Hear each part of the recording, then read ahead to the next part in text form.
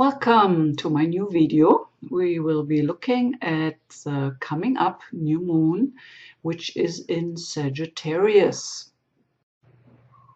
Therefore, we will talk about the new moon in general and then in specific with being in Sagittarius and what that means.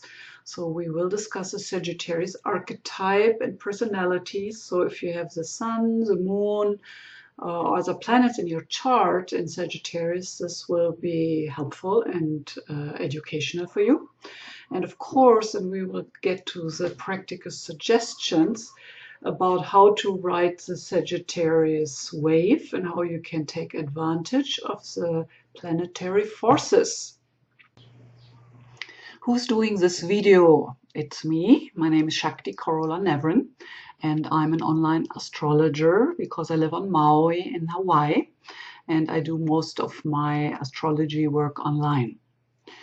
So my intentions for these videos are, first of all, to give you the overview of the planetary forces you will encounter in the coming months and to help you to get prepared and to use those forces as a wind in your back, so to speak. And also, I really like to inspire you to learn more about astrology, and I like to teach you about astrology because I'm personally very passionate about astrology, even after 35 years, because it has such a profound and deeply inspiring journey. It has been that for me, so I just like to share that with you. The new moon in Sagittarius will be December 2nd at 4:22 p.m. Pacific Standard Time, and it's happening at 11 degrees Sagittarius. You might ask yourself, why even bother with the moon, with lunar astrology? So first of all, I think the moon cycle we feel so connected with because we can see and even feel the changes. So the waxing moon, the full moon, the waning moon. So we do feel that connection. I mean, everybody knows it's more crazy on the roads at night around the full moon. The cats are out there and don't want to come in. The tides are high. So following the moon qualities in the heavens really relates back to who we are and what we can see and feel. So as a result of that, I do believe that a form of emotional intelligence can evolve. So this is what we're after. When we talk about the moon and astrology, of course, we pay a lot of attention when and in which sign a person is born. So the moon in your natal chart describes your heart, your soul, and basically your inner world of emotions, how you filter the world emotionally. And because of that, the moon is really the source of your joy and your happiness. So what happens with a new moon? Astrologically, we could say sun and moon are in conjunction in the same degree, in the same sign, obviously. And that happens when the earth is between the sun and the moon, so the moon doesn't get the reflection from the sun's light. So we could say that every new moon is the beginning of a new cycle of emotional maturation, because we go through all the signs every month. We have a new moon in the next sign. So there is an evolution, an emotional evolution and growth happening here. With that, there is a chance for a deeper integration, for emotional growth of a new subject, new ideas, new things to look at, to integrate, especially in our inner world and the way how we feel and what we do in order to feel better. A new moon also means that, in a way, creation is starting anew, out of the infinite, out of the unborn. So this is a chance to get to know yourself much better in that emotional way. So following the moon cycle around is definitely a good way to become more self-conscious in general and self-realized. And how that will look like specifically is, of course, defined by the sign the new moon is in. What does start then? So with the new moon in Sagittarius, we have to dive a little deeper into the mysteries of Sagittarius and what it represents. The Sagittarius Archetypes is symbolized by the archer who pulls the bow and lets the arrow fly beyond where the archer stands. So it's this carrying outward, expansive principle. The Sagittarius personality is one of the fire signs, the last one. Sagittarius is a sign of adventure and ever-expanding perspective. So here you see the glyph on the right-hand side.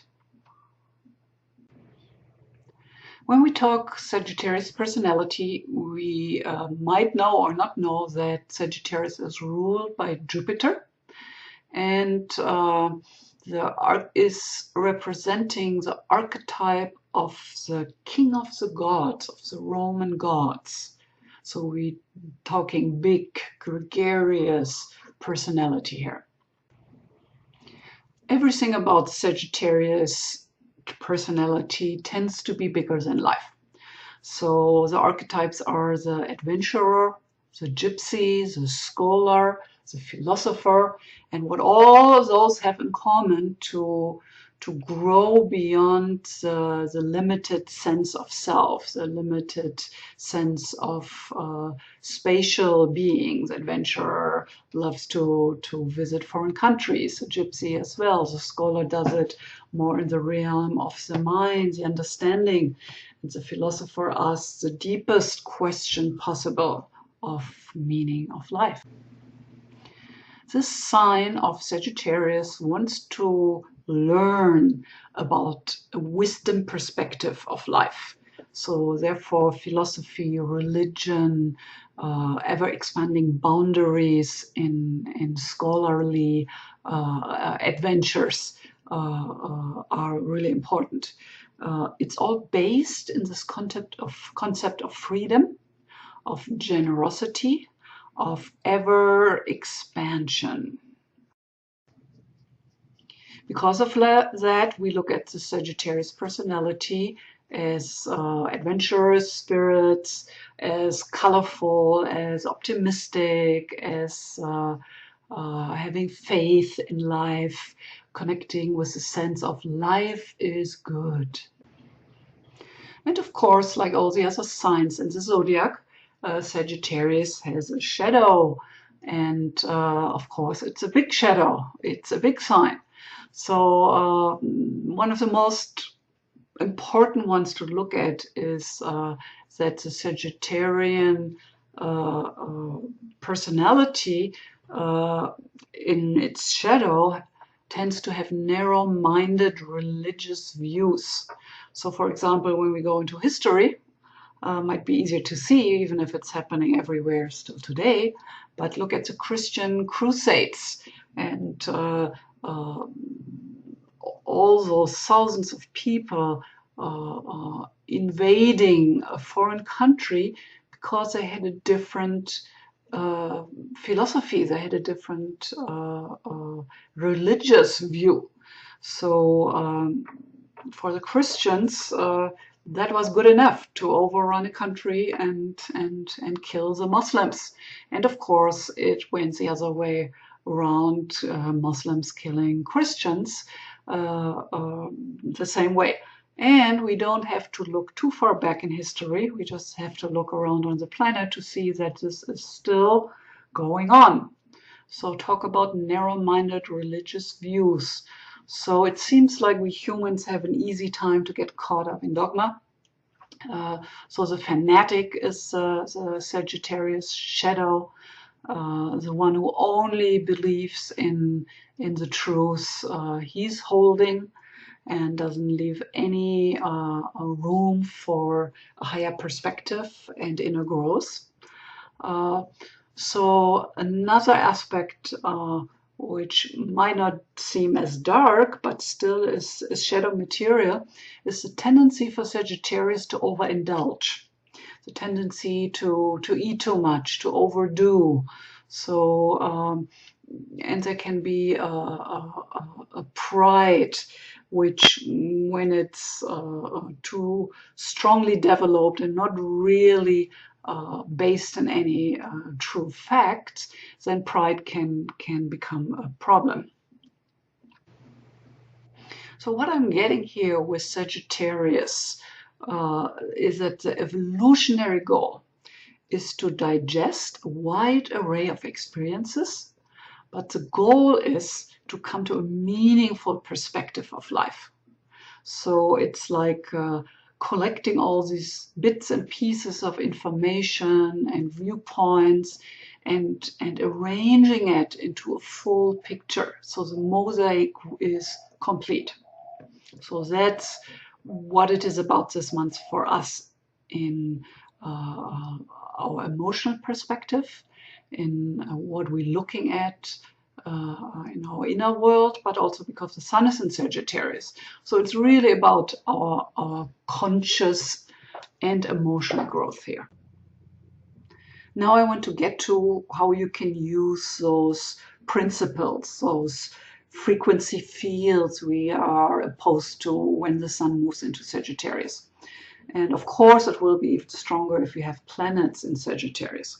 But we all will have those forces to contend with. So I would like you to ask yourself the question, how have you underestimated yourself? This is a Sagittarian question. So in which area of your life do you need to therefore grow? Where do you need to push your limitations? Where do you need to push the envelope, so to speak? So this is the perspective of Sagittarius. The arrow shooting out of the known, shooting far ahead into unlimited possibilities.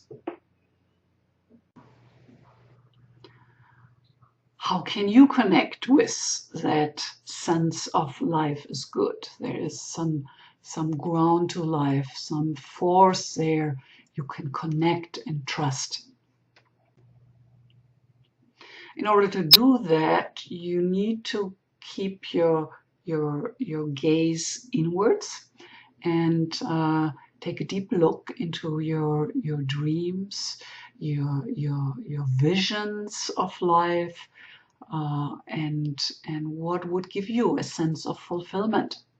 So in order to do that inner work, that inner vision work, I found it very helpful to do that with journaling, and or just sitting down and contemplate and then journal.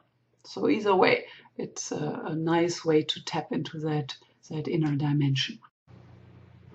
Also, we're deepening the idea of rethinking what it takes to stay healthy. And we have talked about some of that last month with the Scorpio energies. But this month we look at it in a little bit different way. And that is because Jupiter, the ruler of Sagittarius, is connected with the liver. So as you might know, the liver synthesizes, regulates, and secretes many substances important for the body. I think actually the liver has something around 500 functions in the body. So you can imagine how important that organ is. So generally we can say the liver detoxifies. Therefore, this is a good month to help the liver to focus on what can we do to detoxify. Because, I mean, living in the times we're living in, we should be very aware how toxic our environment is, how toxic our food is, our water, our air. So we need to be smart. We need to counterbalance that by helping the liver to deal with that. We already talked about the detoxification and healing work with the sun in Sagittarius, but here with full moon, it really deepens the potential to do that successfully. And that is because the moon rules the lymphatic system and all the bodily fluids. So therefore, all the physical healing work you can do, detoxifying, doing a liver flush, doing colon therapy, coffee enemas, all that is really in alignment around the new moon. In order to help the natural process of detoxification the liver does, and it's so overworked these days with everything we're exposed to, so one thing you can do is a liver flush, and you can find books on the internet to how to do that. It might be good to do it the first time under supervision of a health practitioner, because it's a pretty intense process, and you actually get a lot of stones, gallbladder stones out. And yeah, it's probably good in the beginning to have somebody to guide you. You can do it in combination with colon therapy to help to get the stones out afterwards and just speed up the cleansing process. And an easier way to do it is with coffee enemas. With organic coffee, you help the liver on a more daily rate for a while to clean itself out, to help that process. So it's a good thing to at least do 1 or 2 enemas weekly. Just makes that part of your hygiene. It just helps your liver to stay happy. And then for the stone lovers under you, the gemstone I suggest for the moon in Sagittarius is the emerald. So the emerald signature, carrying all these different qualities, is Venus, Mercury, Moon, Jupiter, and Chiron. So it's a very healing stone. So emerald is called the queen and high priestess of the beryl group, wielding both worldly and spiritual power. Being a queen and somewhat fragile, because the stone is kind of a little brittle, so you can easily knock it and break it. So it needs to be treated with respect, but then it will return to you its manifold gifts. Emerald shares with you abundant energy, both physical and spiritually. It helps you to expand your fear beyond your fear, into higher wisdom, and come to that place where you praise and enjoy life. Life is good. So it represents infinite consciousness, expressing itself through wisdom and eternally unconditional love. So emerald is a really powerful healer, connecting us with omnipotent and healing divine force. So it provides regeneration in times of convalescence. It helps to connect our spirit in times of psychic or emotional drain or pain. So it can recharge us in our spirit with energy and hope. So again, emerald is very nourishing, empowering, soothing stone, and will help to center and calm the mind by balancing the right and left hemisphere of the brain. So for me, I appreciate the emerald as one of the most beautiful feminine representatives of the mineral kingdom. The Shakti, call it the Divine Mother or the Goddess. So the next full moon coming up is, of course, in the opposing sign of the new moon. So it will be in Gemini, December 17th. And if you sign up for your subscription, you're going to get automatically an update when the next video for the full moon in Gemini is ready for you. I'm always in favor to suggest that you enjoy the journey, enjoy the energies you want to integrate. So this month it's enjoying Sagittarius, the big heart, the big spirit, the wisdom perspective, the search for adventure, for fun, for juice.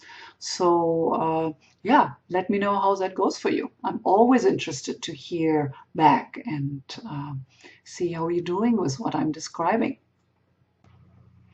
If you haven't done so yet, now it's a good time to sign up for your subscription so you will be kept informed whenever I have a new forecast video ready and up. So please subscribe if you like my work.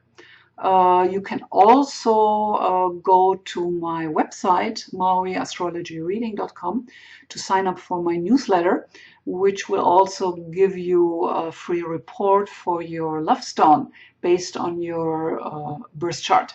So if you love gemstones, why don't you do that? And of course, if you liked the material I presented, please like me.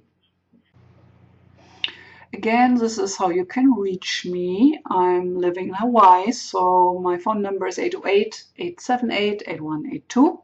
Or you can go to my website, mauiastrologyreading.com. So if you're interested in a personal reading, that's how you can reach me. I have been doing astrology for 35 years, so I have a lot of experience, and I really, really love to do this work because I see again and again how much of a difference it can make in somebody's life to have that kind of high wisdom and evolutionary perspective. So call me and we can do our reading through Skype online, and you can come visit me here on Maui. So as we say here, aloha, and thank you for visiting, and I see you soon.